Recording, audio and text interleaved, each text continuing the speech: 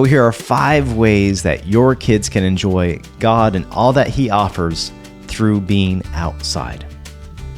The first way is this: gardening. Gardening is a great way for your kids to learn about patience, learn about trust, to learn about nurturing and care, to recognize that these seeds that may be small may grow into something big like their faith. And to recognize that sometimes seeds don't grow. Sometimes seeds don't grow well. And there's so many great parables that teach us these things. And it's a great way for the kids to get outside and learn about how God works in different ways and how different seeds can produce different things. So one great way for your children to learn about God is through gardening. And also getting them outside to enjoy nature, be it trails or hiking or camping. These are great ways for them to understand and see God's vastness, God's beauty, God's glory.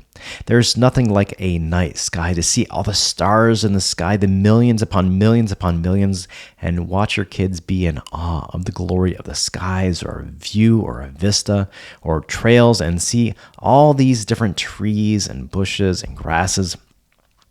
This is great for these kids to understand that in this world, God has created so much beauty that they can see the vastness and the greatness of God's glory through these things, through the hiking and through the trails. Get outside, enjoy a trail, go on a trip, go on a weekend trip or a day trip to a local mountain or trail or ocean and see the beauty of the seas, the water, the vastness, and all the animals therein. That's a great thing for your kids to experience. Now, within that realm also, there is camping. Camping's a whole different ballgame, isn't it, than just going on a hike. Camping is setting up tents, it's having fires, it's getting together and having those family experiences together. And I believe those are times where your kids are creating memories that last forever.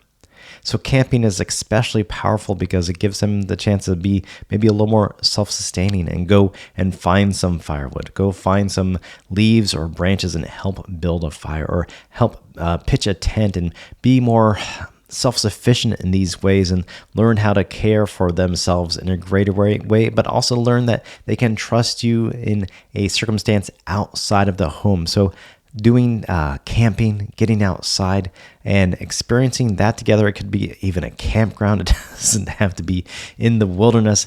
A campground setting is a safe place for these kids to come and recognize that there are experiences outside their home which are nurturing for their spirits also. So one unique thing that you could do with your children this summer when you have some extra time or maybe some extra evenings is do some family worship time. It could be around a fire, it could be at home when things get dark, it could be under the starry skies, sing a couple songs, read a couple scriptures, tell about what God has done in our lives this past month or year, and celebrate the joys of being together and worshiping together.